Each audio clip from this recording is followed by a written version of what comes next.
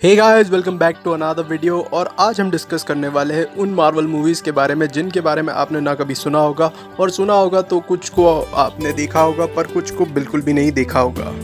अब जैसा कि तुम जान रहे हो कि मार्वल अपने मल्टीवर्सल सागा की डायरेक्शन में बढ़ चुका है, और इस डायरेक्शन में मार्वल की काफ़ी डिफरेंट फ्रेंचाइज के कैरेक्टर्स पॉपअप होते हुए दिखाई देंगे ड्यू टू द इनकर्जन्स।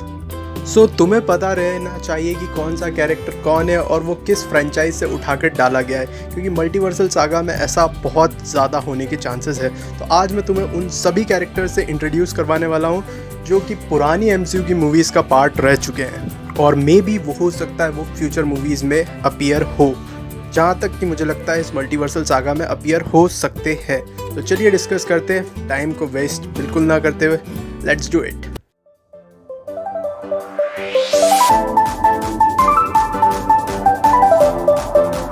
तो गाइज, इस वीडियो में जो भी हम मूवीज़ के बारे में डिस्कस करने वाले हैं वो हमारे MCU यानी कि मार्वल सिनेमैटिक यूनिवर्स का पार्ट नहीं है, जिसे मार्वल स्टूडियोज़ ने नहीं बनाया है, पर ये आगे चल के मल्टीवर्सल सागा से कनेक्ट हो सकती है। तो तुम्हें इन मूवीज़ को समझने से पहले एक सिचुएशन है उसको समझना पड़ेगा, तब जाके तुम्हें इन मूवीज़ की जो एक्चुअल सिचुएशन है वो समझ में आएगी। तो सबसे पहले मैं बात करना चाहूँगा मार्वल के बारे में। तो मार्वल जब मार्वल स्टूडियोज़ नहीं बना था, उससे पहले वो मार्वल कॉमिक्स लिखता था, और एक पॉइंट ऐसा आया था मार्वल स्टूडियोज़ पे या मार्वल कॉमिक्स पे कि उन्हें अपने कैरेक्टर्स के राइट्स बेचने पड़े थे, क्योंकि मार्वल जो हो चुका था कम्प्लीटली बैंकरप्ट, और वो बैंकरप्सी से बचने के लिए उन्होंने अपने कुछ मेजर कैरेक्टर्स के जो राइट्स थे, जैसे कि मूवी बनाने के राइट्स, टॉयज सेल्स करने के राइट्स, वो बेच दिए थे।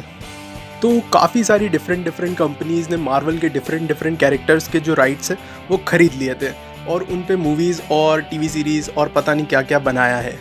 सो गाइज़, इस वीडियो में जो भी मूवीज़ मैं बताऊंगा वो एक ईयरली ऑर्डर में नहीं होने वाली है, वो मैं कैरेक्टर्स के ऑर्डर में बताऊंगा, और किस कंपनी ने उन्हें ख़रीदा उस ऑर्डर में हम इस पूरी लिस्ट को मैं तुम्हारे सामने रखूँगा।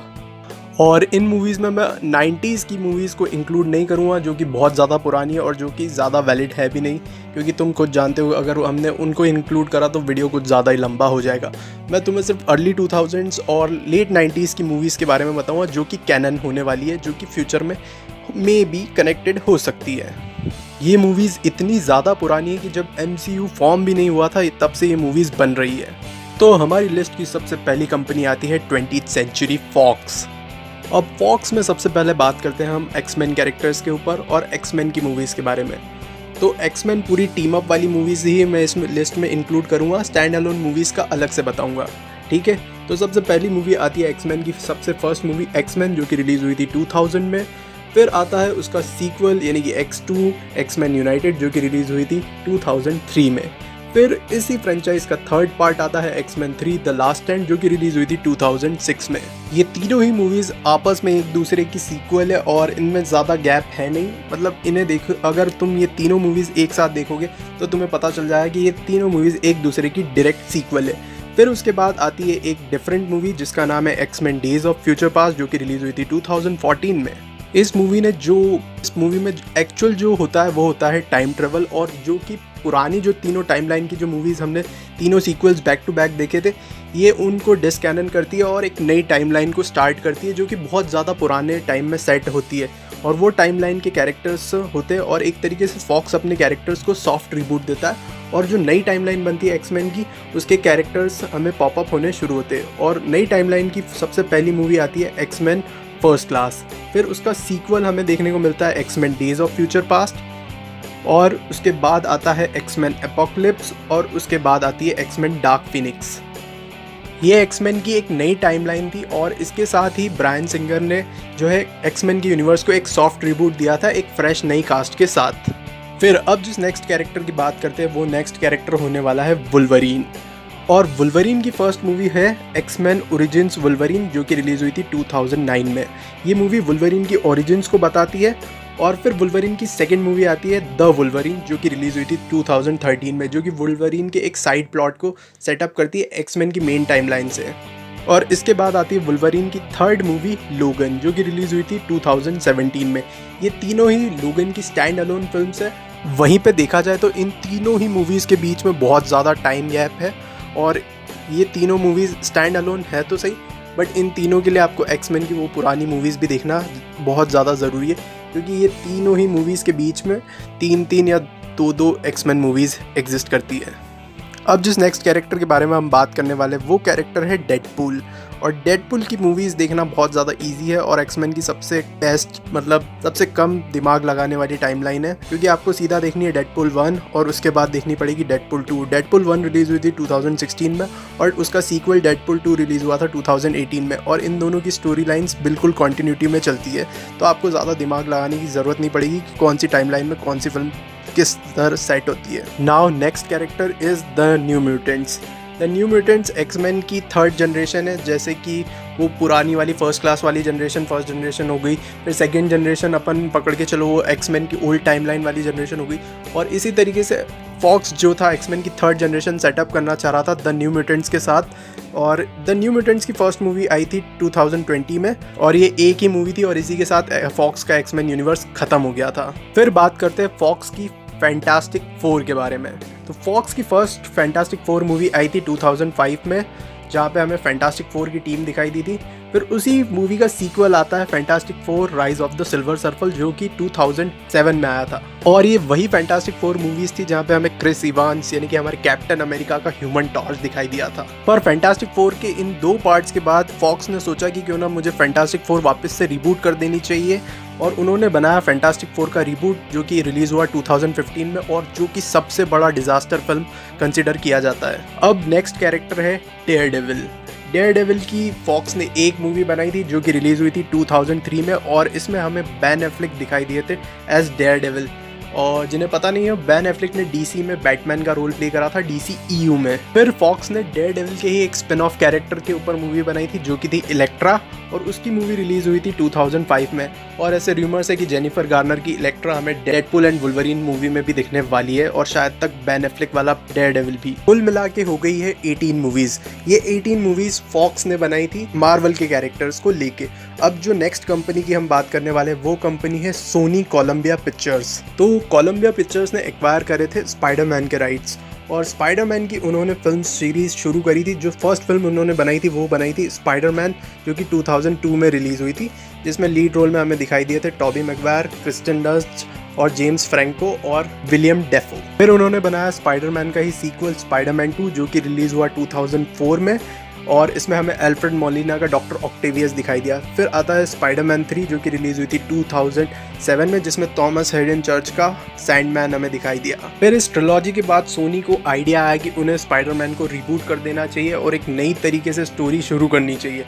तो फिर उन्होंने अपने स्पाइडरमैन को रिबूट करा और एक नई स्पाइडरमैन सीरीज़ चालू करी जो कि थी द अमेजिंग स्पाइडरमैन, जिसका फर्स्ट पार्ट रिलीज़ हुआ था 2012 में और दूसरा पार्ट रिलीज़ हुआ 2014 में, जो कि था द अमेजिंग स्पाइडरमैन 2।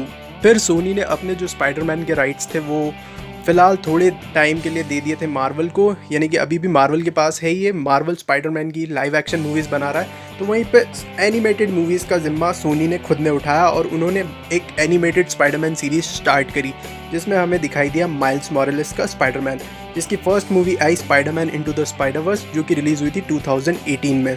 फिर इसी फिल्म का एक शॉर्ट फिल्म रिलीज़ हुई जो कि 2024 में रिलीज़ हुई, the spider with in a Spider-Verse story, जो कि एज सर्व करती है स्पाइडरवर्स के सेकेंड पार्ट को। और फिर आती है स्पाइडरवर्स की next film Spiderman across the Spider-Verse, जो कि बताती है स्पाइडरमैन इनटू द स्पाइडरवर्स का सीक्वल है डायरेक्ट। तो इसके बाद अब जो नेक्स्ट कैरेक्टर की मूवी आती है वो है वेनम।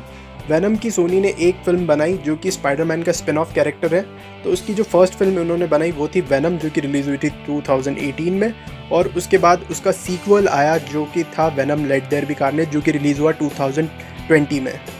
फिर नेक्स्ट कैरेक्टर की बात करें तो एक और स्पिन ऑफ कैरेक्टर के ऊपर मूवी बनाई जो था मॉर्बियस, जिसकी मूवी रिलीज़ हुई 2021 में, और एक और स्पिन ऑफ मूवी जिसका नाम था मैडम वेब, और वो मैडम वेब के कैरेक्टर के अराउंड रिवॉल्व करती है, जिसकी फिल्म हाल फिलहाल में रिलीज़ हुई थी 2024 में। इसके अलावा सोनी ने गोस्ट राइडर के भी राइट्स परचेस करे थे और उन्होंने गोस्ट राइडर की भी मूवीज़ बनाई। तो उन्होंने जो फर्स्ट गोस्ट राइडर की मूवी बनाई थी वो रिलीज़ हुई थी 2007 में, जिसमें हमें निकोलस केज का जॉनी ब्लेज वाला गोस्ट राइडर दिखाई दिया था, और वो मूवी आज भी मेरी एक फन फेवरेट फिल्म है। और वहीं पे सबसे बेकार उसका सेकंड पार्ट आता है जो कि था ghost rider 2 spirits of the vengeance, जो कि रिलीज़ हुआ था 2011 में, जो कि सर्व करता है निकोलस केज की गोस्ट राइडर की डायरेक्ट सीक्वल। सो सोनी पिक्चर्स ने अब तक कम्प्लीटली 14 मार्वल मूवीज़ बनाई हैं जो कि मार्वल की कैरेक्टर पर बेस्ड है बट MCU से कनेक्टेड नहीं है। अब इस सीरीज़ का नेक्स्ट कैंडिडेट हमारे सामने आता है, वो कैंडिडेट है new line cinema. New line cinema ने एक्वायर करे थे ब्लेड के राइट्स, और ब्लेड की उन्होंने पहली फिल्म बनाई थी 1998 में जो कि थी ब्लेड, और इसमें वेस्ली स्नाइप्स ब्लेड के रोल में नज़र आए थे। फिर उसके बाद ब्लेड का सीक्वल आया ब्लेड 2 जो कि रिलीज़ हुई थी 2002 में, और फिर ब्लेड सीरीज़ का फाइनल और थर्ड पार्ट आया ब्लेड ट्रिनिटी जो कि रिलीज़ हुई 2004 में, जो कि पिछले दोनों पार्ट के कंपैरिजन में सबसे वर्स्ट मूवी थी। अब बात करते एक और नेक्स्ट कैंडिडेट के बारे में जो कि था lions gate films. Lion gate films ने एक्वायर करे थे पनिशर के राइट्स, और इस पे बनाई 2 फिल्में, जिसमें से पहली फिल्म रिलीज़ हुई द पनिशर जो कि 2004 में हमें दिखाई दी, और उसका सीक्वल आया पनिशर वॉरजोन जो कि रिलीज़ हुआ 2008 में। जहाँ पे फर्स्ट पार्ट ठीक ठाक था वहीं पे सेकंड पार्ट और भी ज़्यादा बदतर है, और मैं नहीं चाहूँगा कि ये पनिशर कभी MCU में नज़र आए। फिर इसके बाद एक और नेक्स्ट पार्टी हमें दिखाई देती है, वो है यूनिवर्सल पिक्चर्स, और यूनिवर्सल पिक्चर्स ने एक्वायर कर रखे थे हल्क के राइट्स, और इन्होंने सिर्फ एक हल्क मूवी बनाई जो कि रिलीज़ हुई थी 2003 में, हल्क। बट अगर तुम देखते हो तो ये मूवी बिल्कुल तुम्हें ऐसा फील होती है जैसे कि इनक्रेडिबल हल्क का प्रीक्वल हो। अब इन सब के अलावा एक लास्ट कैंडिडेट और बचता है जो है नेटफ्लिक्स, और नेटफ्लिक्स ने बनाया है कुछ लाइव एक्शन शोज़ जो कि फाइनली कनेक्ट होंगे MCU में 100%, जिसका पहला शो है डेयरडेविल, और दूसरा शो था जेसिका जोन्स, थर्ड शो था ल्यूक केज का, फोर्थ शो था पनिशर का, और फिफ्थ शो था डिफेंडर, जिसमें ये तीनों या ये कहूँ ये चारों पांचों जो कैरेक्टर्स थे उनको एक साथ दिखाई दिया था, उनका टीम अप। इसे तुम नेटफ्लिक्स का एवेंजर्स भी कह सकते हो। इनके मल्टीपल सीजन है, किसी का सीज़न 1 है, सीज़न 2 है, किसी का सीज़न 3 है, और डेयरडेविल ये जो चार्ली कॉक्स वाला डेयरडेविल है ये तो हमें आगे कंटिन्यू होता हुआ दिखाई देने वाला है साफ, और यही पनिशर भी होगा, और जहाँ तक मुझे लगता है जेसिका जोन्स को भी वो यही यूज़ करेंगे। बट आयरन फिस्ट और ल्यूक केज का कुछ कह नहीं सकते ये कंफर्म रिटर्न करेंगे या नहीं। सो कंप्लीट होता है 38 मूवीज़ एंड 6 सीरीज़।